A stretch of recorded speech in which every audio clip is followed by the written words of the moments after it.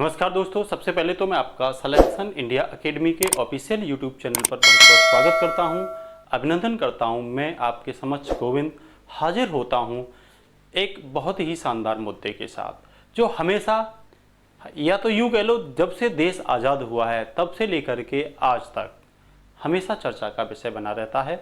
और ये हमारी आम जिंदगी में और हमारे एग्जाम में बेहद इम्पोर्टेंट टॉपिक है। आप कहोगे ये टॉपिक है क्या, तो आप जरा बोर्ड पे देखिए, लिखा हुआ है आखिर क्या है भारत और पाकिस्तान को लेकर के पीओके विवाद। सबसे पहले तो पीओके समझ में आना चाहिए। पीओके का मतलब है यहाँ पाक ऑक्युपाइड कश्मीर, हिंदी में इसे बोलते हैं पाक अधिकृत कश्मीर, मतलब पाकिस्तान के द्वारा किसी समय अधिकृत किया गया एक क्षेत्र जो कभी ऐसा माना जाता है भारत का हुआ करता था। ठीक है ना। अब कैसे हत्याया उसने अपने अंडर में, और इसे हत्याने के कारण आज तक ये विवाद में क्यों बना हुआ है। जहां तक कि हम ये कह सकते हैं इसे लेकर के बीच बीच में कई बार वॉर भी हुए हैं। ठीक है ना। जैसे 1948 में वॉर हुआ, 1965 में कहीं ना कहीं ये पीछे से एक सहारा था, 1971 के वॉर में भी कहीं ना कहीं इसे लेकर के भारत और पाकिस्तान के बीच दंश था। ठीक है ना। कई समझौते इन्हें लेकर के हुए हैं, जैसे शिमला समझौता, कराची समझौता। ठीक है ना। और पाकिस्तान और चीन को लेकर के समझौता, कहीं ना कहीं ये डायरेक्ट और इनडायरेक्ट, और अमेरिका किस तरीके से इसमें हस्तक्षेप करता है पीओके को लेकर के, इसे भी हम जानने की कोशिश करेंगे। जहां तक कि हाल ही में 2019 को चीन से 370 आर्टिकल को हटा करके किस तरीके से भारत ने चीन को अपने अंदर शामिल किया, कश्मीर को किस तरीके से अपने अंदर शामिल किया। और तो और अभी 5-7 दिन पहले 25 सितंबर समथिंग 76वां यूएनओ का सत्र हुआ था, इसमें भी पीओके चर्चा का विषय रहा। तो जानेंगे बारी बारी से इसके बारे में। उससे पहले हम जान लेते हैं पीओके की लोकेशन, आखिरकार पीओके है कहाँ पे।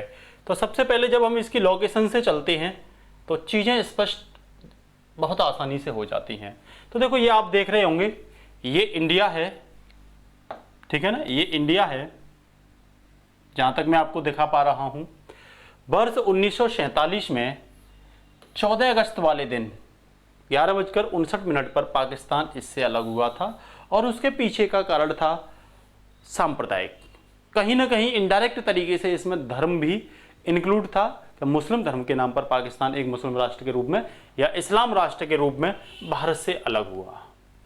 अलग तो हुआ, लेकिन कहीं ना कहीं उसकी जो दंश थी, उसकी जो कटाच थी, वो आज तक बनी रहती है। ठीक है ना।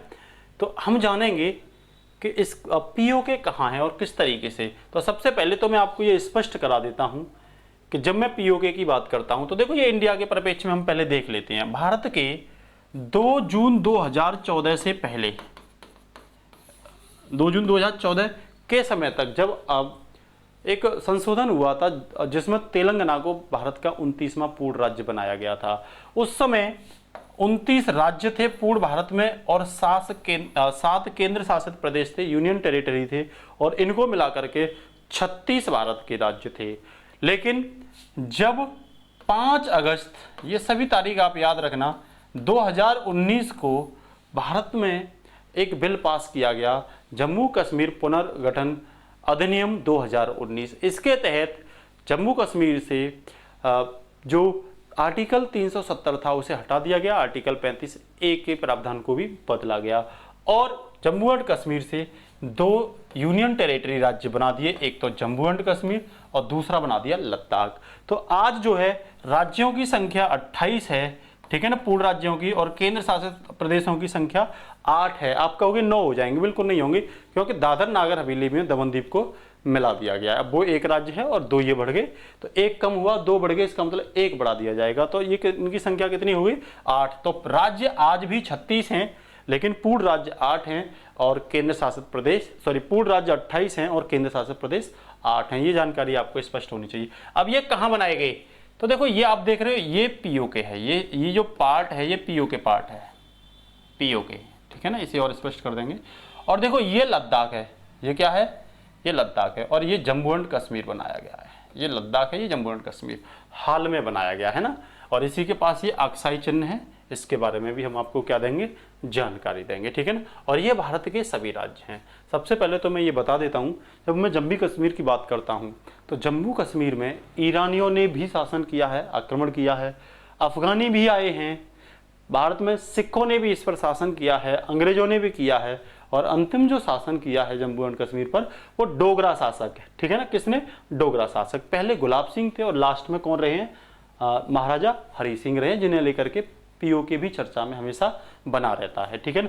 जब मैं हरि सिंह की बात करता हूं तो इनके प्रधानमंत्री थे शेख अब्दुल्ला, ठीक है ना, जिनके बेटा थे फारूक अब्दुल्ला और उनके बेटा थे उमर अब्दुल्ला, जो कभी अभी कुछ दिन पहले से सीएम भी रहे थे जम्मू एंड कश्मीर के, है ना, मुफ्ती महबूबा से पहले सीएम रहे थे, ठीक है ना। इनका क्या रोल है ये मैंने क्यों बताया, ये मैं आगे समझाऊंगा आपको।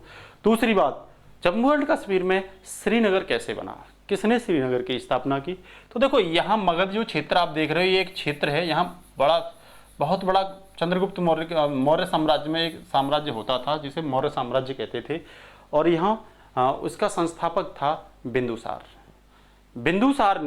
बिंदुसार के समय कश्मीर में उपद्रव हुआ था, ठीक है ना, जिसे उसने अपने बेटे को, जिसका नाम सुसीम था, क्या नाम था, सुसीम नाम था, तो सुसीम को उस विद्रोह को दबाने के लिए भेजा था, परंतु सुसीम को वहां से वापस लौटना पड़ा और विद्रोह को शांत नहीं कर पाया।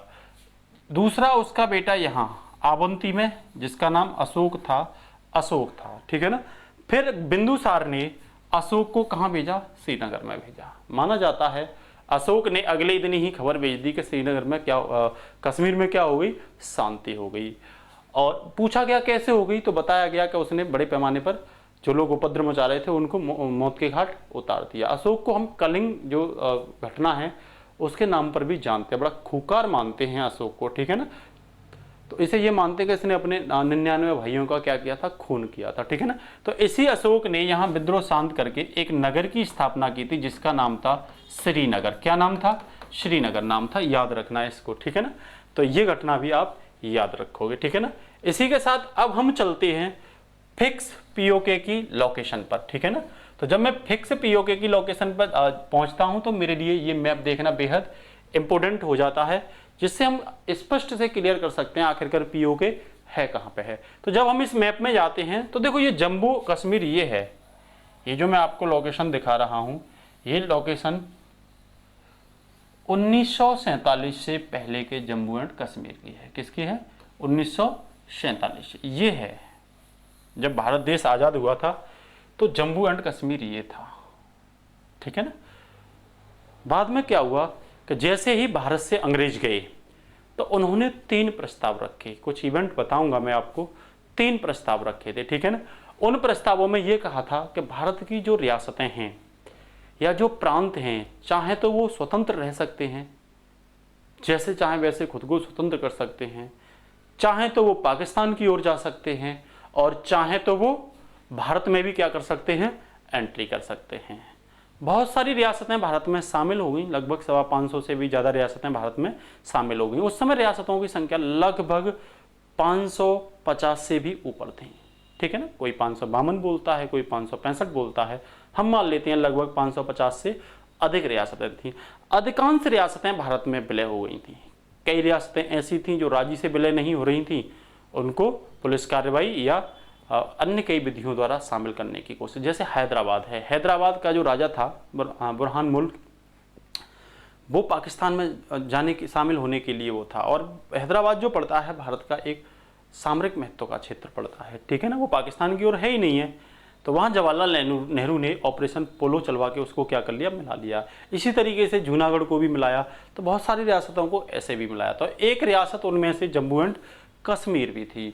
जम्मू एंड कश्मीर के मैंने जैसे कि आपको जानकारी दी, अंतिम राजा जो थे वो महाराजा हरि सिंह थे, जो हिंदू थे, ठीक है ना। परंतु मैंने ये बताई थी महाराजा हरि सिंह के जो प्रधानमंत्री थे शेख अब्दुल्ला, वो मुस्लिम थे, कट्टर मुस्लिमवादी थे वो, ठीक है ना। उनका मतलब ये था, वैसे तो हरि सिंह ये चाहते थे कि हम भी अपनी रियासत को भारत में मिला लें, लेकिन पीछे से जो शेख अब्दुल्ला थे उन्होंने ये काम नहीं करने दिया, क्योंकि शेख अब्दुल्ला चाहते थे कि महाराजा हरि सिंह जम्मू एंड कश्मीर को एक अलग राज्य, जो कि लोकेशन के हिसाब से वो अलग हो भी सकता था, क्योंकि नीचे इंडिया, ऊपर जम्मू एंड कश्मीर और इधर पाक, तो ये सेपरेट पड़ता था। इस उद्देश्य से जम्मू एंड कश्मीर एक स्वतंत्र राज्य बन भी सकता था। ये दिमाग में महाराजा हरि सिंह के शेख अब्दुल्ला ने भर दी। तो महाराजा हरि सिंह के दिमाग में भी यह आई कि चलो कोई नहीं, जम्मू एंड कश्मीर को एक स्वतंत्र राज्य रखते हैं, ठीक है ना। तो 1947 के करीब में इनके दिमाग में यही बात थी, ठीक है ना। ये बात क्यों थी, शेख अब्दुल्ला क्यों नहीं भारत में मिलने देना चाहते थे? वो इसीलिए नहीं मिलने देना चाहते थे कि जम्मू कश्मीर एक सेपरेट देश बन जाएगा, तो महाराजा हरि सिंह को टपका करके आसानी से हम जम्मू एंड कश्मीर पर क्या कर सकते हैं, शासन कर सकते हैं। जैसा कि आप देख भी रहे हो, महाराजा हरि सिंह के जाने के बाद जैसे ही भारत में विलय हुआ है इसका, तो शेख अब्दुल्ला इसके शासनकर्ता बने। उसके बाद में उनके बेटे फारूक अब्दुल्ला बने और उनके बाद में उनके बेटे उमर अब्दुल्ला। मतलब ये साले अब्दुल्ला जो हैं जम्मू एंड कश्मीर को घेरे बैठे थे, लेकिन नहीं चलेंगे, इंडिया है ना ये, इनको एक दिन हटा दिया जाएगा, और हटा भी दिया गया, ठीक है ना। ये उनकी मंशा की वजह से ही आज ये जम्मू कश्मीर हमेशा विवाद में बना रहता है। वरना ये उसी समय अगर भारत में मिल गया होता तो आज ये विवाद का कारण पाकिस्तान के साथ और चीन के साथ नहीं बना होता, और भारत के लिए ये आराम से एक शांतिप्रिय सीमा होती, ठीक है ना। तो पहले तो इसकी लोकेशन जानते हैं, ठीक है ना। तो इसकी जो लोकेशन है उस समय ये थी।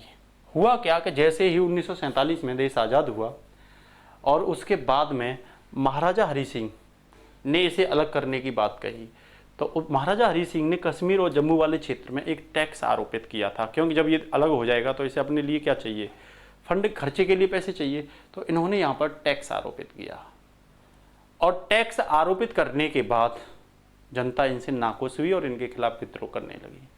ये मौका 1947 में लगभग सितंबर अक्टूबर 1947 में पाकिस्तान को मिला कि भाई चलो ठीक है, हरि सिंह के खिलाफ जनता में क्या हो रहा है, विद्रोह हो रहा है, और साइड से, इस साइड से क्या कर देते हैं, हम अपनी सेना को एंट्री करा देते हैं कबालियाओं के भेष में। मतलब पाश्तून थे यहाँ, पाश्तून जनजाति, पाश्तून जनजातियों के भेष में अपनी सेना को एंट्री करा देते हैं और जम्मू एंड कश्मीर पर कब्जा कर लेते हैं। इस मंशा से 1947 में, लगभग वो तारीख थी दोस्तों मैं बताऊंगा, 21 अक्टूबर 1947, ठीक है ना। उस दिन पाकिस्तान क्या करता है, कुछ कबीलियाओं के साथ पीओके में एंट्री करा देता है, और यहां पर वो बारामूला, ठीक है ना, एक क्षेत्र बारामूला और मुजफ्फराबाद, कह सकते हो श्रीनगर से लगभग 30-32 किलोमीटर दूर रह गया था, और पाश्तून के भेष में पाकिस्तान ने कुछ आतंकवादी और अपनी सेना को जम्मू एंड कश्मीर में उबत मचा दिया। ये माना जाता है कि कुछ ही समय में राजा हरि सिंह की अधिकांश सेना को इन लोगों ने क्षतिग्रस्त कर दिया था, और राजा हरि सिंह घबरा कर जो 24 अक्टूबर को, 3 दिन बाद, ठीक है ना, 21 अक्टूबर को इन्होंने एंट्री मारी, 24 अक्टूबर को राजा हरि सिंह क्या करते हैं, जवाहरलाल नेहरू से दिल्ली में हेल्प मांगते हैं। जवाहरलाल नेहरू जो ब्रिगेडियर उस्मानी थे, उनके नेतृत्व में एक सेना जम्मू एंड कश्मीर में भेजने का प्लान बनाते हैं। वहीं सरदार वल्लभ भाई पटेल इसे रोक देते हैं, बोलते हैं कि हम इस तरीके से सेना को नहीं भेजेंगे। डोगरा शासक हरि सिंह को एक इंस्ट्रूमेंट ऑफ ऐसे एक्सेशन पर क्या करने होंगे, साइन करने होंगे। एक विलय पत्र पर भारत में शामिल होने के लिए क्या करने पड़ेंगे, साइन करने पड़ेंगे। ये बात किसने कही, सरदार वल्लभ भाई पटेल ने कही। अब बात आती है हरि सिंह के सामने, तो हरि सिंह इस बात के लिए राजी हो जाते हैं, और हरि सिंह जो है वो भारत में कश्मीर, जम्मू और कश्मीर को शामिल करने के लिए विलय पत्र पर हस्ताक्षर कर देते हैं 26 अक्टूबर 1947 को, ठीक है ना, 26 अक्टूबर याद रखना ये थी। 21 अक्टूबर को पाकिस्तान ने एंट्री मारी, 24 को हरि सिंह ने मदद मांगी, और 26 अक्टूबर को विलय पत्र पर हस्ताक्षर कर दिए जाते हैं। और हस्ताक्षर में ये कह दिया जाता है कि भारत जम्मू कश्मीर अस्थायी तौर पर भारत में विलय कर रहा है, और भारत के हाथ में रक्षा संबंधी सुविधाएं, संचार संबंधी सुविधाएं, बात समझ में आ रही है ना। मेरा कहने का मतलब ये जो क्षेत्र था इसमें रक्षा संबंधी सुविधा, संचार संबंधी सुविधा और उसके साथ साथ विदेशी मामले, 3 मामले, रक्षा मामले, संचार मामले और विदेशी मामले, ये किसे मिल जाते हैं, भारत को मिल जाते हैं जम्मू एंड कश्मीर के परिप्रेक्ष्य में, और श्रीनगर में सेना भेज दी जाती है। वर्ष 1948 में मतलब जब सेना यहाँ पहुंची तो सेना लगभग ये पाक यहाँ तक पहुंच चुका था। देखो ये क्षेत्र तक पाक पहुंच चुका था। मैंने जैसे कि आपको बताई थी कि बारमूला, मुजफ्फराबाद से बारमूला तक कौन पहुंच चुका था, पाक पहुंच चुका था। तो इसी सीमा को पीओके की सीमा निर्धारित की गई, क्यों भारत की सेना यहाँ पे निरंतर लड़ती रही और पाकिस्तान को पीछे पीछे धकेल दिया, ठीक है ना। तो इसी को मानते हैं कि ये सीमा क्या थी, भारत की सीमा थी, ठीक है ना। तो अब इसके बाद में मैं थोड़ा सा यहाँ आपको बताता हूँ कि देखो ये है पीओके, जो आप देख रहे हो ये है पीओके। इस पीओके में भी ये आज़ाद कश्मीर है, जिसे पाक आज़ाद कश्मीर बोलता है, और ये गिलगित बाल्टिस्तान का एरिया, ये क्या है, गिलगित बाल्टिस्तान का एरिया है, गिलगित और बाल्टिस्तान का एरिया, ठीक है ना। ये और ये देखो 1962 में जब इंडिया चाइना का वॉर हुआ था, तो ये अक्साई चिन, ये क्षेत्र किसने कब्जा लिया था, ये क्षेत्र चीन ने कब्जा लिया था। तो जम्मू एंड कश्मीर का 10% जो क्षेत्र है वो किसके पास है, चीन के पास है, और 30% क्षेत्र किसने कब्जा लिया, पाकिस्तान ने, जिसे पाक ऑक्युपाइड कश्मीर कहा गया। क्षेत्र ये बचा, कारगिल हमारे ही हिस्से में था, कश्मीर का अधिकांश वक्त हमारे ही हिस्से में था, ठीक है ना। अब क्या हुआ, ये आप देख रहे हो कश्मीर, ये जम्मू है, ये लद्दाख वाला क्षेत्र है, ये कश्मीर वाला क्षेत्र है, ये अक्साई चिन है, और ये गिलगित बाल्टिस्तान क्षेत्र है, और ये मुजफ्फराबाद क्षेत्र है। कौन सा, मुजफ्फराबाद क्षेत्र है। अब इसके बाद क्या देखते हैं, इसके बाद हम इसके थोड़ा सा क्षेत्रफल के बारे में जानकारी देंगे आपको, ठीक है ना। तो जम्मू एंड कश्मीर का जो टोटल क्षेत्र है दोस्तों, वो लगभग 2.2 लाख स्क्वायर किलोमीटर का एरिया है, किसका, जम्मू एंड कश्मीर का, ठीक है ना। जिसमें 3 क्षेत्र हैं, जैसा कि मैं भी आपको बता चुका हूं। कितने क्षेत्र आते हैं, 3 क्षेत्र आते हैं। एक क्षेत्र तो इसमें आता है दोस्तों पाक ऑक्युपाइड कश्मीर, जो लगभग 78,104 स्क्वायर किलोमीटर का क्या है, ये क्षेत्र है। एक क्षेत्र जो अक्साई चिन मैंने आपको बताया था 1962 में चीन ने लिया, ये लगभग 37,555 स्क्वायर किलोमीटर का क्षेत्र है। और एक क्षेत्र जो बचा हुआ क्षेत्र है, रिमेन्स जम्मू एंड कश्मीर, ये 60% क्षेत्र है, ये किसके अंडर में है, भारत के अंडर में है। 10% क्षेत्र किसके अंडर में है, चीन के अंडर में है। और जम्मू एंड कश्मीर का 30% क्षेत्र किसके पास है, ये क्षेत्र पास है दोस्तों पाकिस्तान के पास है।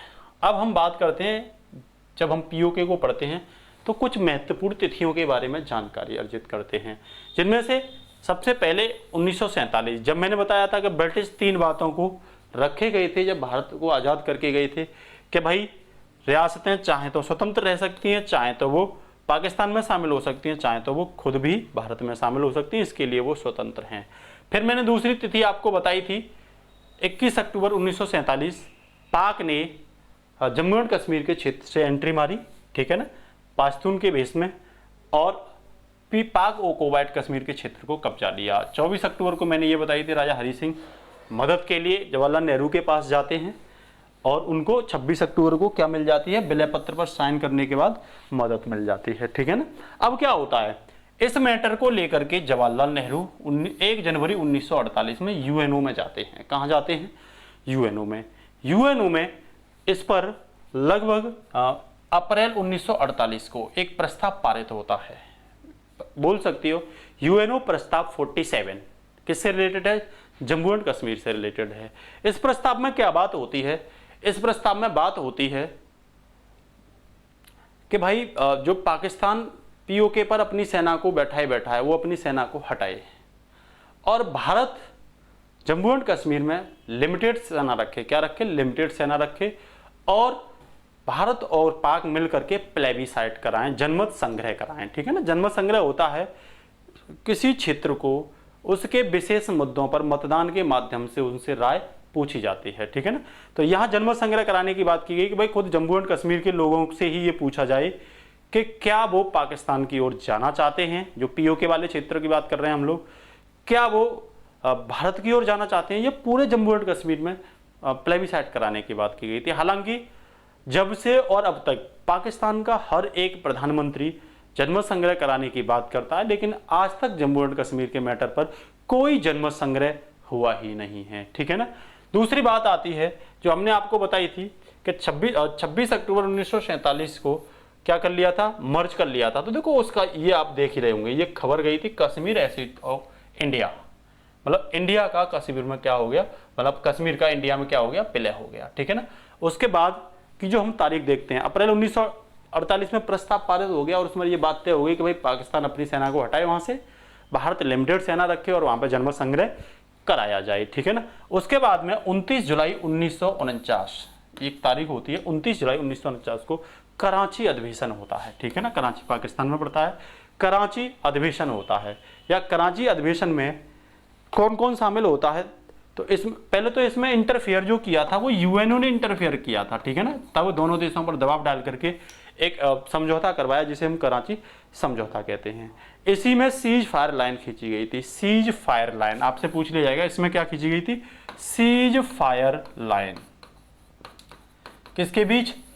इंडिया और पाकिस्तान के बीच एक लाइन खींची गई थी, ठीक है ना। तो इसके बाद क्या होता है, वर्ष 1963 में, देखो ये अगली तारीख देख रहे होंगे आप, वर्ष 1963 में आएगी वो बताएंगे हम। वर्ष 1963 में पाकिस्तान और चीन के बीच एक समझौता होता है और इस समझौते के तहत चीन पाकिस्तान जो है, चूंकि पाकिस्तान को यह डर था कि भारत पीओके को हमसे क्या कर लेगा, छीन लेगा, ठीक है ना। तो इससे पहले और एक मैं बात बता देता हूं कि यहाँ ये जो मैप में आप देख रहे हो, देखो ये एक एयरपोर्ट का क्षेत्र है, ठीक है ना। और ये क्षेत्र है दोस्तों गिलगिट एयरपोर्ट। ये देखो ये गिलगिट पड़ता है यहाँ। तो यहाँ यूएसए को अमेरिका ने एयरपोर्ट बनाने की यूएसए को पाकिस्तान ने एक एयरपोर्ट बनाने की अनुमति देती थी, इस डर से कि कहीं भारत पीओके को अपनी सेना के दम पर पाकिस्तान से छीन ना ले। तो पाकिस्तान को डर था, तो उसने अपने यहाँ गिलगिट वाले क्षेत्र में अमेरिका को एयरपोर्ट दे दिया। अगर भारत जो है पीओके में हस्तक्षेप करेगा तो एयरपोर्ट तक चोट आएगी अमेरिका के, तो अमेरिका उसमें हस्तक्षेप करेगा जिससे वो छीन नहीं पाएगा, ठीक है ना।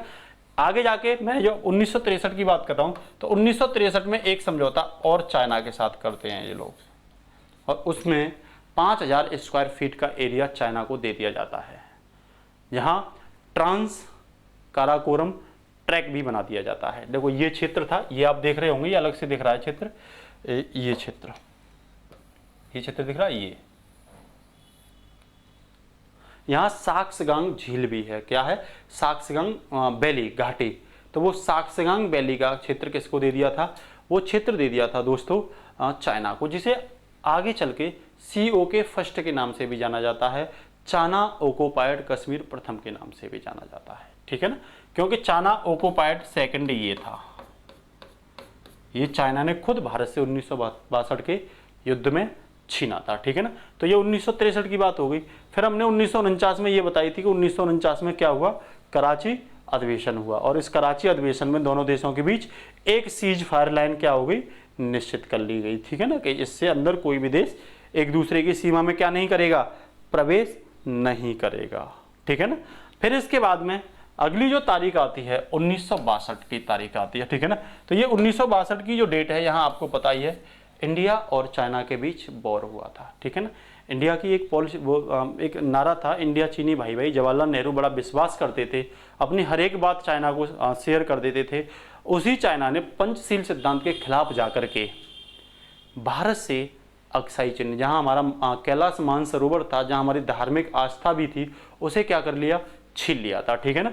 तो ये लगभग जो हम बोल रहे हैं 10%, जम्मू कश्मीर का 10% क्षेत्र, जिसे हम अक्साई चिन्ह कहते हैं या COK सेकंड कहते हैं, चाइना ऑक्युपाइड कश्मीर सेकंड वाला क्षेत्र बोलते हैं, ये किसके हाथ में चला गया, कश्मीर के हाथ में चला गया, सॉरी चीन के हाथ में चला गया, ठीक है ना। उसके बाद जब हम इतिहास की थोड़ी सी, देखो ये जो मैं कुछ तस्वीर दिखा रहा हूँ, ये जब भारत ने सेना भेजी थी 1947 में पाकिस्तान से युद्ध के लिए, तो ये उस समय की है, जिस समय हरि सिंह ने साइन किए थे, कश्मीर को यहाँ क्या किया गया, मर्ज किया गया है, ठीक है ना।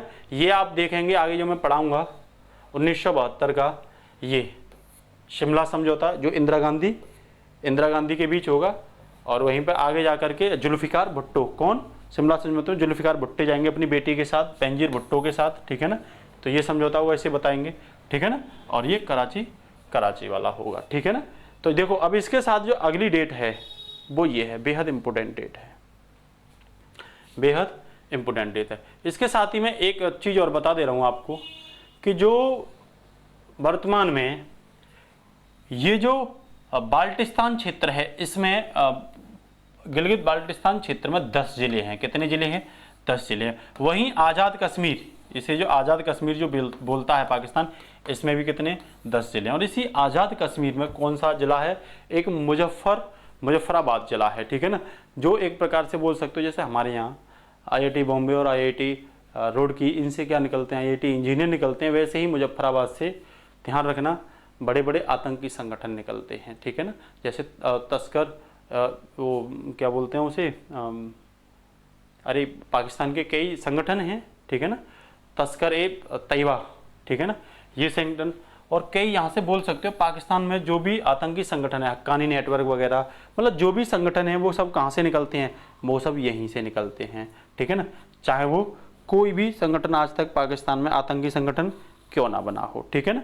तो ये मुजफ्फराबाद से ही आतंकवादियों का क्या होता है, निकलना होता है, यहीं पर उनकी ट्रेनिंग होती है आतंकवादियों की, ठीक है ना, और यहीं पर उनको फंडिंग भी बड़े पैमाने पर की जाती है। किसको की जाती है, तो मुजफ्फराबाद जो है वो किसके लिए फेमस है, आतंकियों के लिए फेमस है, ठीक है ना, बहुत सारे ग्रुप यहाँ से निकलते हैं, जैसे लश्कर ए तैयबा, ये आतंकी संगठन ग्रुप है ना, इसी तरीके से कई संगठन जो है यहाँ से निकलते हैं, ठीक है ना, लश्कर ए तैयबा निकलता है, और लश्कर ए तैयबा के साथ जैसे मोहम्मद आपने सुना होगा, हक्कानी नेटवर्क सुना होगा, ये सब मुजफ्फराबाद से निकलते हैं, ठीक है ना। अब जब मैं आपको यहाँ के कुछ जिलों की बात करवाता हूँ, तो देखो ये आप देख रहे होंगे, ये गिलगित बाल्टिस्तान के जिले हैं, 10 जिले, 1 2 3 4 5 6 7 8 9 और 10, ठीक है ना, ये आप और देख सकते हो, ये गिलगित बाल्टिस्तान वाले क्षेत्र के क्या हैं, ये डिस्ट्रिक्ट हैं, ठीक है ना, गिजार, मांझा, ये सब जिले कहाँ के हैं, ये आप देख ही रहे होंगे, ठीक है ना, 10। उसी के साथ जब मैं आज़ाद कश्मीर के 10 जिलों की बात करता हूँ, तो देखो ये आप देख रहे होंगे मैप पर, ये आज़ाद कश्मीर के जिले हैं, किसके हैं, आज़ाद कश्मीर के, देखो ये 1 2 3 मुजफ्फराबाद, ये दिख रहा है, यहाँ से लश्कर ए तैयबा, ठीक है ना, जैसे मोहम्मद, हक्कानी नेटवर्क, बहुत सारे अलगावादी, यहीं से आतंकी संगठनों को क्या दी जाती है, ट्रेनिंग दी जाती है, ठीक है ना।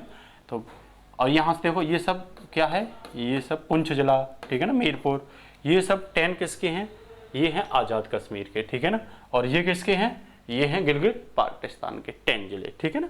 तो ये भी आप क्या रखोगे, याद रखोगे, ठीक है ना। इसके साथ ही आगे की ओर हम अगली तारीख की ओर मूव करते हैं। तो आगे की जो डेट में हमें दिखाई देता है वो है, देखो कुछ और महत्वपूर्ण तारीख, क्या पढ़ते हैं हम, कुछ और महत्वपूर्ण तारीख। ये मैंने आपको बता ही दिया, 1963 में पाकिस्तान और उसके बीच क्या हुआ था, समझौता हुआ, और 5000 स्क्वायर फीट जमीन किसको दे दी, चीन को दे दी, और ट्रांस काराकोरम ट्रैक दे दिया, और साक्साम जो वैली है वो यहीं पे है, ठीक है ना। इसी को CO के फर्स्ट भी बोलते हैं, ठीक है ना, इसी के पास सियाचिन हमारा बॉर्डर भी पड़ता है। उसके बाद में एक और महत्वपूर्ण तारीख है जिसे कोई भूल नहीं सकता है, 3 दिसंबर 1971। इस दिन क्या हुआ था कि मैंने आपको बताई भी थी कि पाकिस्तान का जो मैप है, ठीक है ना, पाकिस्तान का जो मैप है, सॉरी इंडिया का जो मैप है, उसके पश्चिम में पाकिस्तान पड़ता है, जो उसमें पश्चिमी पाकिस्तान का क्षेत्र था, और आज हमारे पश्चिम बंगाल के नीचे पड़ता है या पूर्व में पड़ता है बांग्लादेश, जो पहले पूर्वी पाकिस्तान माना जाता था। पूर्वी पाकिस्तान के लोग पाकिस्तान से खुश नहीं थे। भारत को ये मौका मिल गया, क्यों ना पूर्वी पाकिस्तान को क्या कर दिया जाए, पाकिस्तान से अलग कर दिया जाए। तो इसका वॉर हुआ था 3 दिसंबर 1971 में, भारत पाकिस्तान वॉर, ठीक है ना। ये वॉर 16 दिसंबर 1971 तक चला था, इंडो पाक वॉर के नाम से फेमस है। और इसी दिन क्या हुआ था, 16 दिसंबर 1971 वाले दिन पाकिस्तान के एक लेफ्टिनेंट कमांडर थे, ठीक है, नियाजी नाम था उनका, क्या नाम था, नियाजी। नियाजी अपने 90,000 सैनिकों को लेकर के भारतीय सेना के सामने क्या कर देते हैं, आत्मसमर्पण करते हैं। क्या करते हैं, आत्मसमर्पण करते हैं, ठीक है ना। तो ये 1971 में फिर भारत क्या बनवा देता है, वहाँ बांग्लादेश का निर्माण हो जाता है, ठीक है ना। तो यहाँ पर हमारे वायुसेना और नौसेना के भी कमांडर थे। वायुसेना के कमांडर हरिश्चंद्र दीवान थे, नौसेना के कमांडर नीलकांत थे, और थल सेना के कमांडर यहाँ पर संगत सिंह थे। तो ये 1971 वॉर में ये इस समय प्रधानमंत्री कौन थी, इंदिरा गांधी थी, ठीक है ना। तो ध्यान रखना इस चीज़ को, ये इसके तहत बांग्लादेश बना। फिर उसके बाद में 2 जुलाई 1972 की तारीख, जिसे शिमला एग्रीमेंट बोलते हैं, किस किस के बीच हुआ, तो ये इंदिरा गांधी और जुल्फिकार भुट्टो के बीच। इंदिरा गांधी और जुल्फिकार भुट्टो पाकिस्तान से अपनी बेटी बेनजीर भुट्टो के साथ गए थे, जिसमें यह तय किया गया पाकिस्तान ने ये बोला कि कभी भी जम्मू एंड कश्मीर का जो मुद्दा होगा द्विपक्षीय तौर पे ही क्या किया जाएगा, सॉल्व किया जाएगा। तीसरा या कोई बाह्य संस्था इसमें हस्तक्षेप नहीं करेगी। 1972 के में ये बोला गया था, ठीक है ना। और यहीं पर लाइन ऑफ कंट्रोल जिसे हम LOC बोलते हैं, LOC रेखा यहीं पे निर्धारित की गई। लाइन ऑफ कंट्रोल जो आज हमारी लाइन ऑफ कंट्रोल रेखा है वो शिमला एग्रीमेंट के तहत ही क्या की गई थी, निर्धारित की गई थी। उसके बाद में एक तारीख और आती है 13 अप्रैल 1984। कौन सी? 13 अप्रैल 1984। पहले क्या था, सियाचिन पर पाकिस्तान की सीमा बनी रहती थी और सियाचिन दुनिया में सबसे ऊंचा युद्ध क्षेत्र माना जाता है, ठीक है ना। तो सियाचिन पर जरूरी था भारत का आना, तो भारत ने यहाँ पर एंट्री मारी थी 13 अप्रैल 1984 को, जिसमें पाकिस्तान को वहाँ से खदेड़ा था। और आज सियाचिन जो है दुनिया का सबसे ऊंचा दूसरा सबसे ऊंचा क्या है, ग्लेशियर है। दुनिया का पहला सबसे ऊंचा युद्ध स्थल है, जो किसके अंतर्गत आता है, आज वर्तमान में भी भारत की 10,000 से ज्यादा सेना सियाचिन पर पड़ी हुई है। तो ये सेकंड लार्जेस्ट क्या है, सेकंड लार्जेस्ट ऊंचा ग्लेशियर है और पहला दुनिया का सबसे ऊंचा युद्ध क्षेत्र है, ठीक है ना। काराकोरम के जो 5 ग्लेशियर हैं उनमें सबसे बड़ा और सबसे ऊंचा है। और लार्जेस्ट में बड़े की बात आए तो ये दूसरे स्थान पर है, सबसे ऊंचे की बात आए तो ये सबसे ऊंचा है, ठीक है ना। इस समय पाकिस्तान के जो प्रधानमंत्री थे वो जिया उल हक का शासन था, तो इस समय हमने सियाचिन ले लिया और आज भी सियाचिन हमारे पास ही है। इसके बाद फरवरी 1994 की एक तारीख आती है जिसमें भारत जो है, जम्मू एंड कश्मीर, भारत ने अपने यहाँ संसद में एक बिल पास किया था, ठीक है ना। उसमें यह कहा गया था कि जम्मू एंड कश्मीर भारत का क्या होगा, अभिन्न अंग होगा और पाकिस्तान को POK को भारत को दे देना चाहिए, क्योंकि POK भी कश्मीर का क्या है, अंग है। इस तरीके से वो भारत का क्या हो जाएगा, अभिन्न अंग हो जाएगा। ये बात कब की गई थी, हमारी संसद में फरवरी 1994 को। इसके बाद में इस तारीख को हर कोई जानता होगा, 2 मई 2011 को। आपको मैं सबसे पहले 2001 पर ले जाता हूं, ठीक है ना। 2001 में क्या हुआ था कि अफगानिस्तान से तालिबान संगठन ने अमेरिका में जो उसका सेंटर था उस पर बम गिराया था, ठीक है ना, और उसे क्षतिग्रस्त कर दिया था। तो वहाँ क्या हुआ था, उसमें ओसामा बिन लादेन का हाथ माना जा रहा था। तो ओसामा बिन लादेन को 2 मई 2011 को पाकिस्तान के एबटाबाद में अमेरिका द्वारा क्या कर दिया गया, मार दिया गया, ठीक है ना। अब यहाँ अमेरिका को डर लगने लगा कि पाकिस्तान को डर लगने लगा, किससे, अमेरिका से डर लगने लगा। तो उसने, मैंने बताई थी ना, उसने चाइना की ओर जाना स्टार्ट कर दिया कि अगर उसे USA, भाई उसे भारत से भी खतरा है, अब उसे USA से भी डर है और उसे ये डर है कि अगर USA भारत की ओर मूव करता है तो POK को छीनने में ज़्यादा टाइम इनको नहीं लगेगा। तो उसने POK में चाइना का हस्तक्षेप स्टार्ट कर दिया। कैसे किया चाइना का हस्तक्षेप, तो उसने चाइना ने उसे एक मतलब ऑफर दिया कि भाई हम तुम्हें $85 बिलियन देते हैं और तुम हमें एक बंदरगाह एक रास्ता बना दे दो, ग्वादर जो बोलते हैं, ग्वादर, ठीक है ना।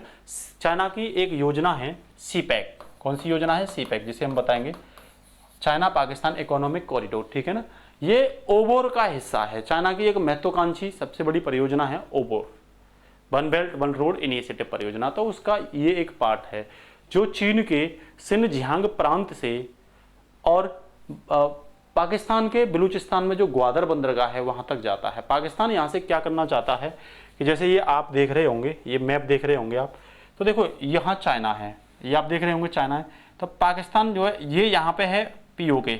तो पाकिस्तान यहाँ से चाइना का हस्तक्षेप करा रहा है और सीधे यहाँ से कहाँ निकलेगा, ये अरब सागर में, और अरब सागर से सीधे चाइना जो है पश्चिमी देशों के साथ और खाड़ी देशों के साथ व्यापार करने का प्लान कर रहा है। तो चाइना ने बोला कि भाई तुम यहाँ पे $85 बिलियन का निवेश करिए और हम लगभग यहाँ पे 11,000 से भी ज़्यादा कल कारखाने और फैक्ट्रियाँ लगाएंगे, लेकिन यहाँ कोई नहीं आएगा फैक्ट्री लगाने के लिए, क्योंकि पाकिस्तान की हकीकत सबको पता है। तो पाकिस्तान खुद भी चाहता था कि वो चीन पाकिस्तान में इंटरफेयर करे, जिससे कि USA और भारत से पाकिस्तान सुरक्षित रह पाए। तो उसने यहाँ पर इंटरफेयर कर दिया और 2 मई 2011 वही एबटाबाद वाली घटना के बाद उसने चीन की भी पाकिस्तान में लगातार एंट्री होने लगी और निरंतर चीन जो है पाकिस्तान को, अब वर्तमान में भी अगर बात करूँ मैं, तो ढेर सारा कर्ज दे रहा है। बोल सकते हैं ट्रैप पॉलिसी के तहत चीन जो पाकिस्तान को घेर रहा है, ठीक है ना। उसके बाद एक तारीख आती है जो इतिहास में हर कोई इसे याद रखेगा, कभी नहीं भूली जाएगी, 1 अगस्त 2019। हमने जो बताई थी आपको, जो विलय पत्र बना था, ठीक है ना, तो उस विलय पत्र में शेख अब्दुल्ला ने एक प्रावधान करवा दिया था कि भारत जो है क्या करेगा चीन के लिए जम्मू एंड कश्मीर के लिए एक अलग से आर्टिकल संविधान में लागू करेगा और उस पर चीन का ही अधिकार होगा। और जो आर्टिकल था 370 जो जम्मू एंड कश्मीर को विशेष अधिकार देता है, ठीक है ना, जहां तक कि उसे अपना झंडा भी अलग रखने का क्या देता है, अधिकार देता है। ये शेख अब्दुल्ला की वजह से ऐसा हो पाया था, ठीक है ना। अभी क्या किया था, 5 अगस्त 2019 को भारत की संसद में एक बिल बना, जम्मू कश्मीर पुनर्गठन अधिनियम 2019, जिसके तहत जम्मू एंड कश्मीर से आर्टिकल 370 को हटा दिया गया और जो 1954 में आर्टिकल 35A बना था, ठीक है ना, उसके भी प्रावधान को चेंज कर दिया गया। और बड़ी ही चालाकी से नरेंद्र मोदी ने जम्मू एंड कश्मीर को राज्य से हटा करके 2 यूनियन टेरिटरी उसमें बना दी, एक लद्दाख बना दिया और एक जम्मू एंड कश्मीर। इसमें दोस्तों बड़ी ही इंटरेस्टिंग कहानी है, लद्दाख और जम्मू एंड कश्मीर की बेहद इंटरेस्टिंग कहानी है जो मैं आपको बताता हूं, ठीक है ना। इसमें क्या इंटरेस्टिंग कहानी है कि देखो, ये आप क्या देख रहे हैं, ये देख रहे हैं, पहले ये यहाँ कश्मीर है, ठीक है ना, और ये लद्दाख था। ये क्या था, ये कश्मीर थी, ये लद्दाख था, ये अक्साई चिन्ह थी जैसा कि आप देख रहे होंगे, ठीक है ना। ये POK है और ये जम्मू है, ये क्या है, जम्मू है। तो क्या होता था कश्मीर में, ये जो मैं दिखा रहा हूं आपको, कश्मीर में ज्यादातर क्या है, इस्लाम के लोग हैं। वहीं जम्मू की जब मैं बात करता हूं तो जम्मू में ज्यादातर हिंदू, कश्मीरी पंडित जिन्हें बोलते हैं, या कश्मीरी पंडित केवल हिंदू ही नहीं है, सिखों को भी वहां कश्मीरी पंडित बोला जाता है, ये लोग हैं यहाँ पे, ठीक है ना। और लद्दाख में अधिकांशतः कौन है, बौद्ध लोग हैं, ठीक है ना। तो बौद्धों से तो यहाँ भारत को कोई परेशानी नहीं है और कश्मीरी पंडितों से जम्मू में भी कोई परेशानी नहीं। जम्मू भी काफी विकसित और बढ़िया क्षेत्र है यहाँ का, ठीक है ना। परेशानी आती है कश्मीर, क्योंकि यहाँ के लोग भारत से अनफिट रहते हैं और कश्मीर दुनिया का सबसे सुंदर क्या है, स्थान है, ठीक है ना। और कश्मीर ही सबसे ज्यादा चर्चा का विवाद को लेकर के भारत पाकिस्तान के बीच बना रहता है। लेकिन यहाँ चालाकी हमने 2019 में क्या दिखाई कि हमने कश्मीर को का पूरा हिस्सा किस में मिला दिया, लद्दाख में मिला दिया, और जम्मू की जगह पर जम्मू और कश्मीर एक अलग से यूनियन टेरिटरी राज्य बना दिया। अब इसमें हमने क्या चतुराई दिखाई, जो कि इमरान खान समझ भी नहीं पाया इस बात को। चतुराई हमने ये दिखाई थी कि बाहर से जैसे कश्मीर के लोग कोई मुद्दा उठाते हैं, पाकिस्तान कोई मुद्दा उठाता है और बाहर से मान लो कोई UN एजेंसी वगैरह और कोई जांच के लिए आते हैं, तो वो कश्मीर में आते हैं, वही कश्मीर का विवाद था, तो यहाँ आते हैं और यहाँ के लोग भारत से अनफिट रहते हैं, तो भाई हम तो भारत में नहीं रहना चाहते, तो वो डायरेक्ट यही बोलते हैं भारत से, देखो यहाँ से तुमसे लोग क्या हैं, असंतुष्ट हैं। अभी क्या किया है, कश्मीर तो यहाँ है ही नहीं है, कश्मीर को लद्दाख में मिला दिया, ठीक है ना, और जम्मू कश्मीर एक अलग राज्य बना दिया। अब यहाँ से क्या आएंगे, बाहर से लोग आएंगे और नरेंद्र मोदी कहेंगे भाई ये बाहर से लोग आए हैं, तुरंत इनके लिए क्या करिए, एक स्कॉर्पियो बुक करिए और फटाफट से ले जाइए, जांच करेंगे हमसे ये लोग खुश हैं या नहीं खुश हैं। तो पहले तो जम्मू एंड कश्मीर में आएंगे, जम्मू एंड कश्मीर में कौन है, कश्मीरी पंडित और सिख लोग हैं, तो यहाँ तो आसानी से उन्हें सकारात्मक विचार मिलेगा भारत के प्रति। और जब वो लद्दाख में कश्मीर वाले क्षेत्र में जाएंगे और यहाँ लोग कहेंगे भाई हम भारत से खुश नहीं है, तो नरेंद्र मोदी बोल देंगे आप कौन से क्षेत्र में हो, तो बोलेंगे ये तो लद्दाख है, तो आप जांच किसकी करने आए थे, कश्मीर की आए, तो कश्मीर के लोग खुश हैं, कहाँ खुश हैं भाई, कश्मीर अब तो कश्मीर नहीं रहा ना, अब ये लद्दाख बन गया। तो यहाँ क्या होगा, ये भारत को बहुत अच्छी कूटनीति का एक फायदा मिलेगा, ठीक है ना। तो ये थी कुछ तारीख इतिहास के, ठीक है ना। इसके बाद ही एक तारीख और है 26 सितंबर 2020। इस दिन क्या हुआ था कि भारत इस मैटर को दोबारा से UNO में लेके गया था। पहली बार इस मैटर को 1 जनवरी 1948 में जवाहरलाल नेहरू इस उद्देश्य से लेके गए थे। कुछ लोग इसे इतिहास की गलतियां भी मानते हैं, बल्कि जवाहरलाल नेहरू उस समय की परिस्थिति को देख करके इस उद्देश्य से लेके गए थे कि UNO 1945 में एक नई संस्था बनी थी 24 अक्टूबर 1945 को। तो ये उम्मीद थी कि हो सकता है ये प्रभावी काम करेगी। लेकिन ध्यान रखना दोस्तों, UNO में जो मैटर जाता है, समझ लेना वो मैटर पचड़े में पड़ गया, वो आज तक सॉल्व होकर देता ही नहीं है, और ना ही हमारा जम्मू एंड कश्मीर का मैटर आज तक सॉल्व हुआ। लेकिन भारत फिर दोबारा से गया था 26 सितंबर 2020 में, एक आवाज और उठाई UNO में। लेकिन पाकिस्तान ने बोला कि भाई भारत जिसकी बात कर रहा है, गिलगिट बाल्टिस्तान की बात कर रहा है, वो पाकिस्तान का 5वां प्रांत है। ये जवाब किसका आता है, पाकिस्तान का आता। जबकि भारत इसलिए गया था कि भाई ये हमारा क्या है, कश्मीर और ये पूरा क्षेत्र हमारा क्या है, जो गिलगिट बाल्टिस्तान वाला क्षेत्र है वो हमारा अभिन्न हिस्सा है।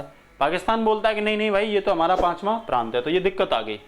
और पाकिस्तान ने क्या बोला कि तुम जो ये बोल रहे हो, UNO में लेके पहुंच गए मैटर को, हमने शिमला में और कराची अधिवेशन में ये बोला था कि ये जम्मू एंड कश्मीर के मैटर को दोनों देश ही आपस में मिलकर के क्या करेंगे, उसका सॉल्यूशन करेंगे, तीसरा देश इसमें इंटरफेयर नहीं करेगा।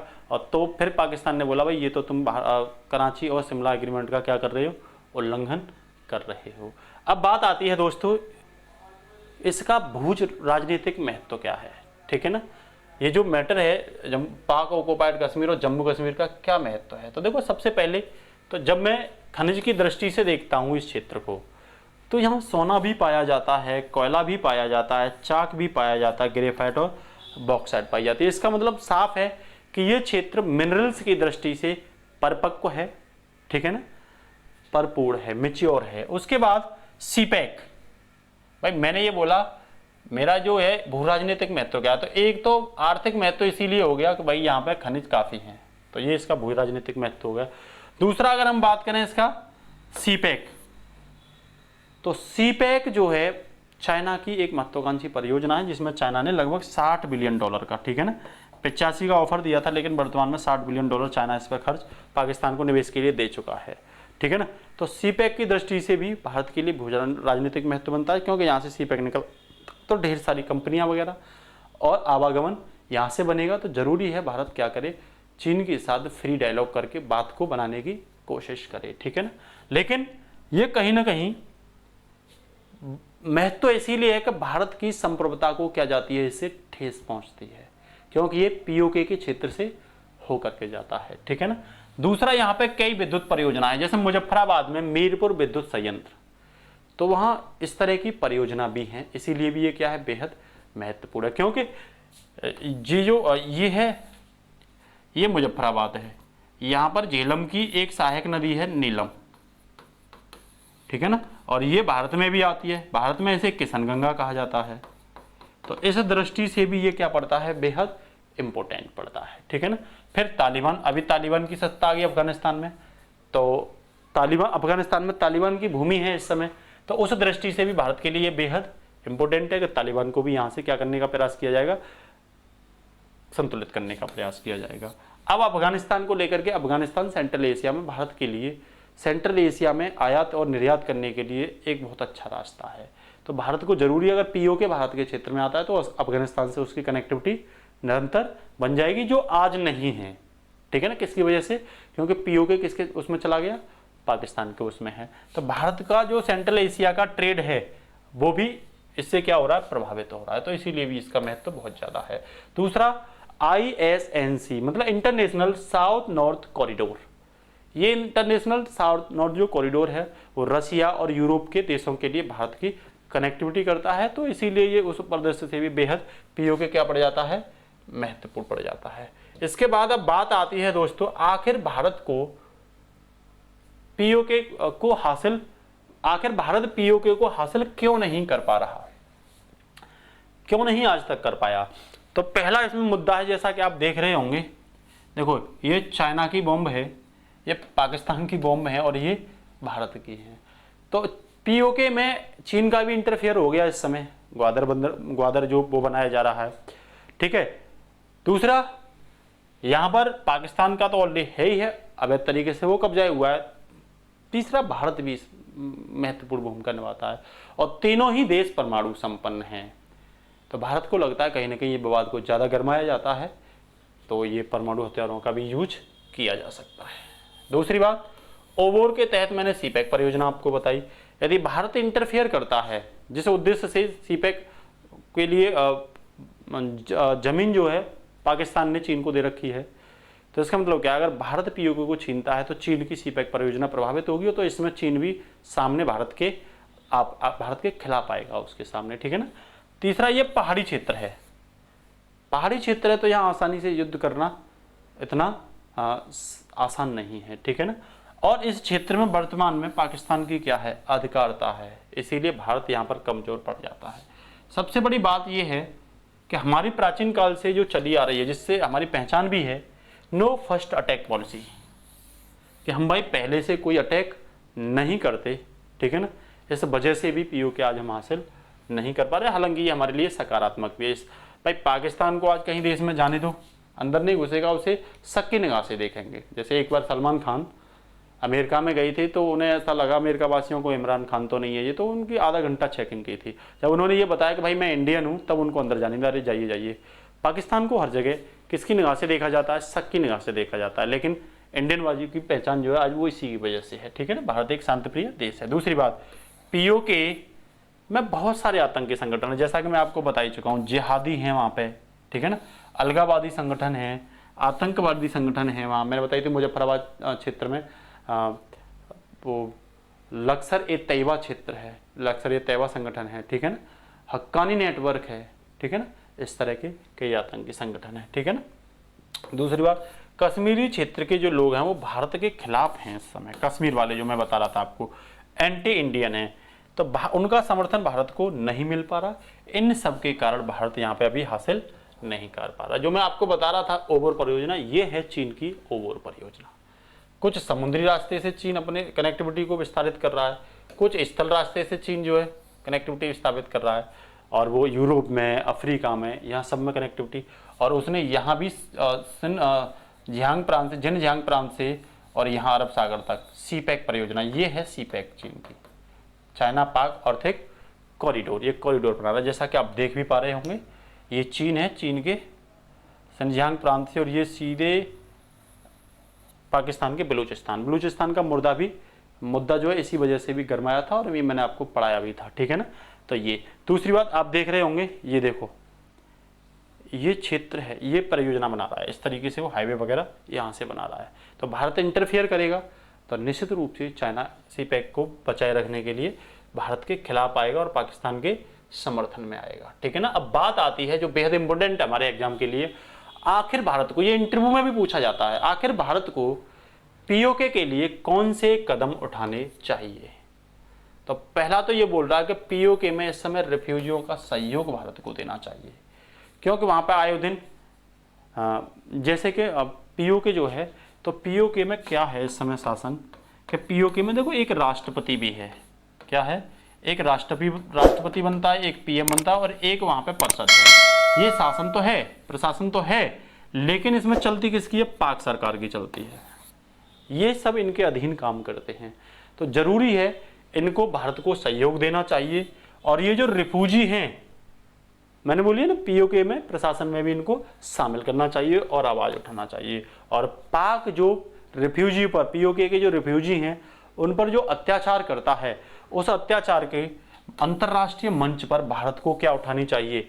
आवाज उठानी चाहिए, किस तरीके से पाकिस्तान पीओके के क्षेत्र में रिफ्यूजी जो हैं उनका शोषण कर रहा है। दूसरी बात, जम्मू एंड कश्मीर पुनर्गठन एक्ट 2019 के तहत जम्मू एंड कश्मीर से आर्टिकल 370 हटा तो दिया है, लेकिन जरूरी है भारत अगले कुछ सालों में वहां पर शांति लाए, ठीक है ना, और स्थिरता लेके आए। और जैसा कि पहले की तरह 24 सीटें खाली रखता था पीओके क्षेत्र की, आज भी वो निरंतर इस तरीके से रखे जैसे कि भारत रखे हुए, जिससे कि उन लोगों को एक उम्मीद बनी रहे कि भारत में शामिल होने पर ये सीट हमारे लिए निश्चित कर दी गई हैं। तीसरी बात, गिलगिट बाल्टिस्तान वाले लोग जो चीन के पीओके से क्या हैं, चीन में पीओके की एंट्री से नाखुश हैं, सीपैक योजना का भी वो लोग क्या करते हैं?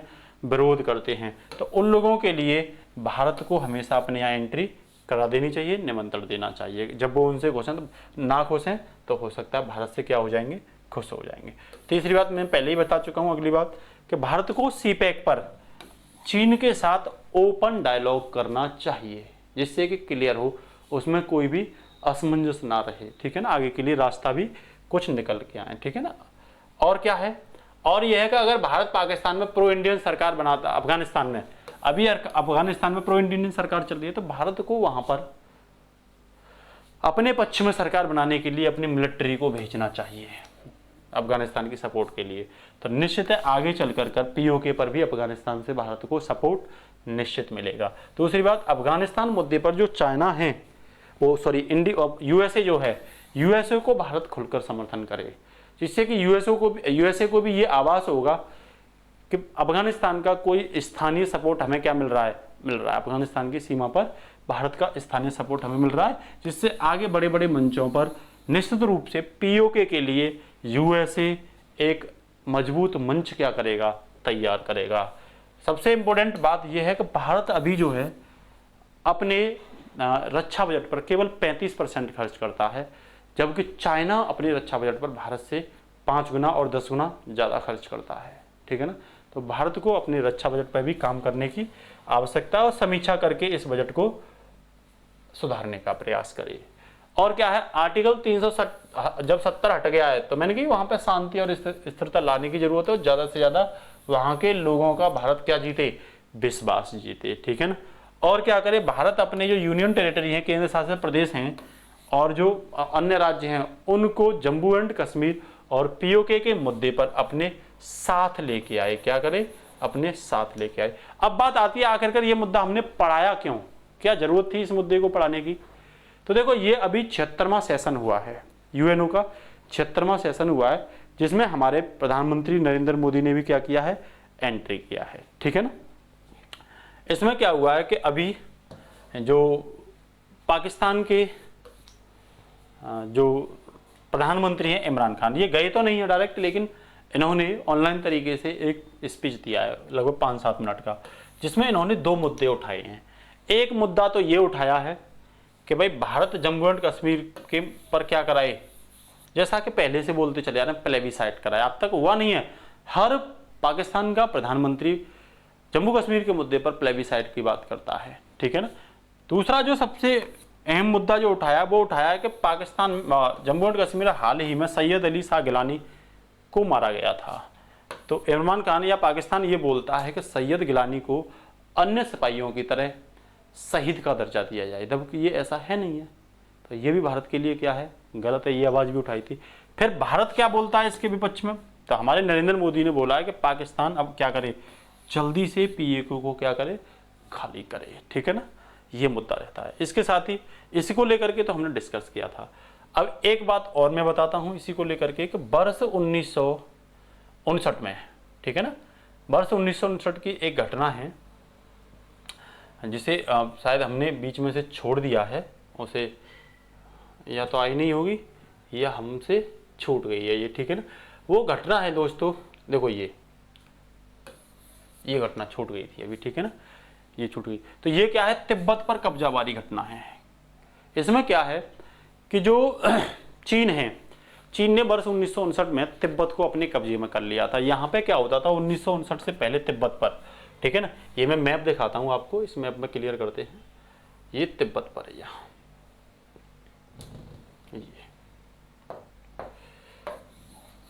देखो ये पढ़ते हैं हम लोग। तो देखो ये तिब्बत है, ये क्षेत्र है तिब्बत का।